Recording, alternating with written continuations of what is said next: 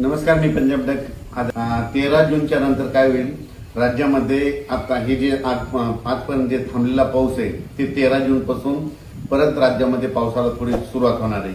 13 जून नंतर जे पाऊस पडेल, 13 ला पडेल, 14, 15, 16, 17, 18, 19 हे काय होईल, एक दिवस पडेल, पुन्हा दुसऱ्या दिवशी येणार नाही, तिसऱ्या दिवशी पडेल, चौथ्या दिवशी येणार नाही। म्हणजे 13 ला येईल तर 14 ला येणार नाही, 15 ला येईल तर 16 ला येणार नाही, 17 ला येईल तर 18 ला येणार नाही। असं करत करत काय होईल, या 18-19 तारखेपर्यंत हे पावसाचं वातावरण असंच राज्यभर विखुरलेलं स्वरूपाचं भाग बदलत पडत राहणार आहे। मग राज्यात मान्सूनचा पाऊस परत करीत दाखल होणार आणि शेतकऱ्याचे पेरण्या कधी होणार? तर राज्यातल्या सर्व शेतकऱ्याला सांगू इच्छितो की मी पहिल्यापासूनच म्हटलं होतं की यावर्षी 3 टप्प्यामध्ये पेरण्या होणार। एक टप्पा राहील 7 ते 14 जूनचा। तर 7 ते 14 मध्ये काही भागामध्ये इकडं केजच्या पलीकडे तिकडे काही भागामध्ये जिथं जास्त पाऊस पडला तिकडे पेरण्या सुरू झाल्या, त्यांचे फोन देखील आले। इकडे सातारा, सांगली, कोल्हापूरकडे देखील ते सोयाबीन तिकडे देखील काही भागामध्ये पेरण्या सुरू झाल्या, लागवडी सुरू झाल्या। पण काय झालं त्याच्यानंतर महाराष्ट्रामध्ये की आपल्याकडं महाराष्ट्रामध्ये पाऊस सगळीकडे पाऊसळत नाही।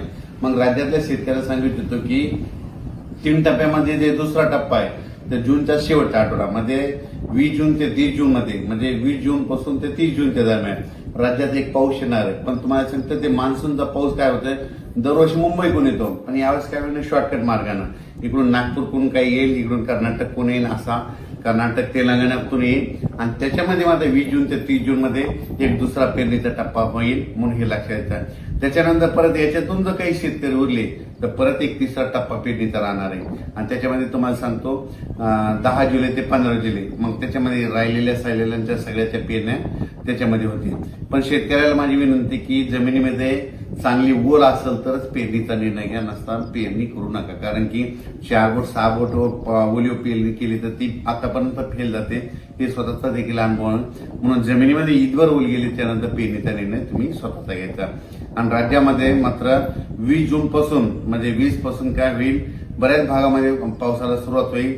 मग ती मान्सूनचाच पाऊस असेल 20च्या नंतर ते 21, 22, 23 जसं जसं ते जूनच्या शेवटच्या आठवडा येईल तसं मग काही भागामध्ये बऱ्याच ठिकाणी मान्सून दाखल होईल आणि त्याच्यामध्ये देखील एक पेरण्या होतील आणि त्याच्यामधून जर काही शेतकरी उरले तर 10 जुलै ते 15 जुलैमध्ये पेरण्या होतील, म्हणून हे लक्षात घ्यायचं।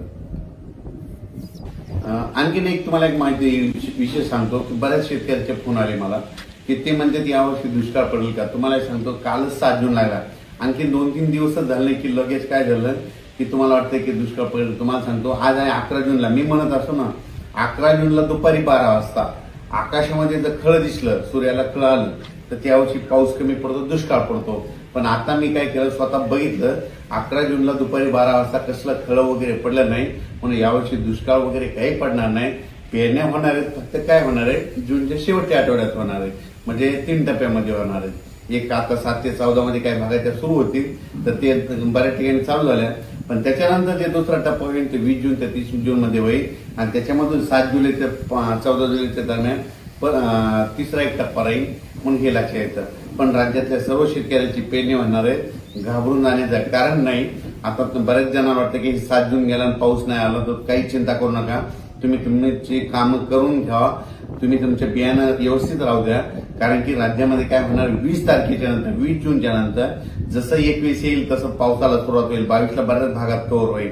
असं करत करत त्यावेळेस सगळ्या भागामध्ये 20 ते 30 मध्ये पाऊस जाईल आणि महाराष्ट्रातल्या सर्व शेतकऱ्यांच्या पेरण्या होतील। यावर्षी चांगला पाऊस पडणार आहे। मी पहिल्यापासून म्हणत होतो जून मध्ये थोडा कमी राहील, जुलैमध्ये जास्त पडणार आहे, ऑगस्टला कमी राहील आणि सप्टेंबर ऑक्टोबर मध्ये मात्र परतीचा पाऊस मात्र धुमाकूळ घालणार आहे, म्हणून हे अंदाज सर्व शेतकऱ्यांनी लक्षात घ्यायचा।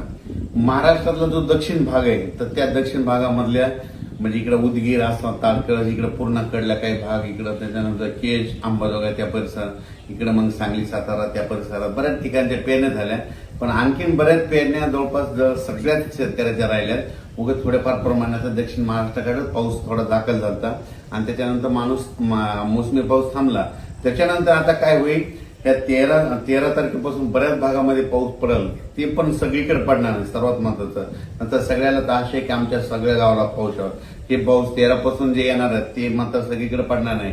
13 जून ते 18-19 जून पर्यंत असाच एक दिवस येईल, एक दिवस नाही येणार, पुन्हा 2 दिवस नाही येणार, एक दिवस येईल, असंच राहणार आहे। मग 20 जूनच्या नंतर मग परत महाराष्ट्रामध्ये चांगलं मोसमी पाऊस सक्रिय होईल आणि शेतकऱ्याच्या पेरण्या होतील. म्हणून हा अंदाज सर्व शेतकऱ्याला घ्यायच्या. सगळ्यांच्याच पेरण्या होणार आहेत. दुष्काळ वगैरे काही पडणार आहे.